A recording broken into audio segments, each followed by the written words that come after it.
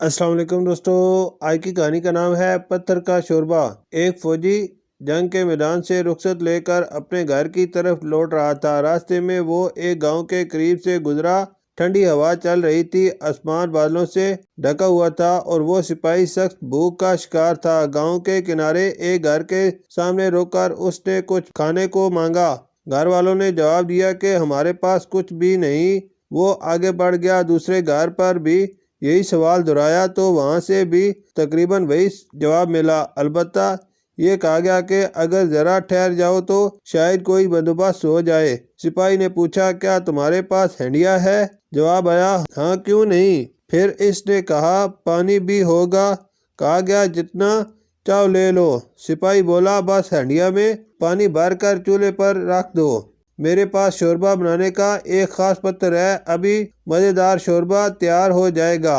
سب حیران رہ گئے، شوربہ بنانے کا پتھر، یہ کیسا پتھر ہے؟ سپاہی نے مسکرا کر کہا، یہ ایک خاص قسم کا پتھر ہے، اسے پانی میں ڈال دو تو لذیذ شوربہ تیار ہو جاتا ہے۔ لوگ تجسس میں جمع ہو گئے، ایک بڑی ہنڈیا میں پانی بھرا گیا اور سپاہی نے عام سا پتھر اس میں ڈال دیا۔ سب چولہے کے گرد بیٹھ گئے اور پانی کے ابلنے کا انتظار کرنے لگے۔ کچھ دیر بعد سپاہی بولا، اگر ذرا سا نمک ڈال دو تو ذائقہ نکھر جائے گا۔ نمک ڈال دیا گیا۔ پھر اس نے کہا، چند گاجریں بھی ہوتی تو مزہ آ جاتا۔ گھر کی مالکہ نے فوراً گاجریں لا کر ڈال دیں۔ باتوں باتوں میں اس نے پوچھا، آلو بھی ہوں گے؟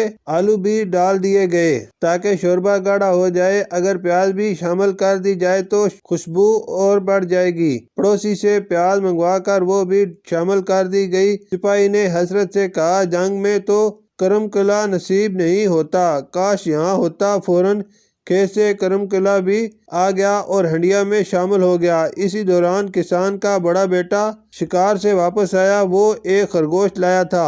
سپاہی خوش ہوا اور بولا، واہ، یہ تو سونے پر سہاگا ہوگا۔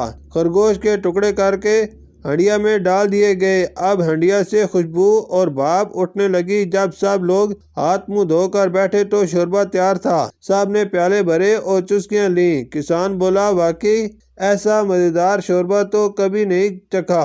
اس کی بیوی نے بھی تعریف کی اور کہا، یہ کیسا عجیب پتھر ہے، ذائقہ ہی بدل دیا۔ سپاہی مسکرا کر بولا، کمال یہ ہے کہ یہ پتھر کبھی ختم نہیں ہوتا، جب بھی یہی ترکیب آزماؤ گے ایسا ہی مزیدار شوربہ بنے گا۔ کھانا ختم کرنے کے بعد سپاہی نے رخصت چاہی اور وہ پتھر بطور تحفہ گھر کی مالکہ کو دے دیا۔ ساتھ کہا، یہ تمہاری مہمان نوازی کا صلہ ہے، اسے سنبھال کر رکھنا۔ سپاہی تازہ دم ہو کر آگے روانہ ہوا۔ تھوڑے فاصلے پر اسے ویسا ہی ایک اور پتھر سڑک کنارے پڑا ملا۔ وہ اسے اٹھا کر جھولے میں رکھتا ہوا مسکرایا، شاید اگلے گاؤں میں بھی یہ پتھر کام آ جائے۔ یہ خوبصورت لوک کہانی ہمیں سکھاتی ہے کہ کبھی کبھی اصل خزانہ پتھر نہیں بلکہ ہماری مشترکہ نیت، تعاون اور مہمان نوازی ہوتی ہے۔ شکریہ۔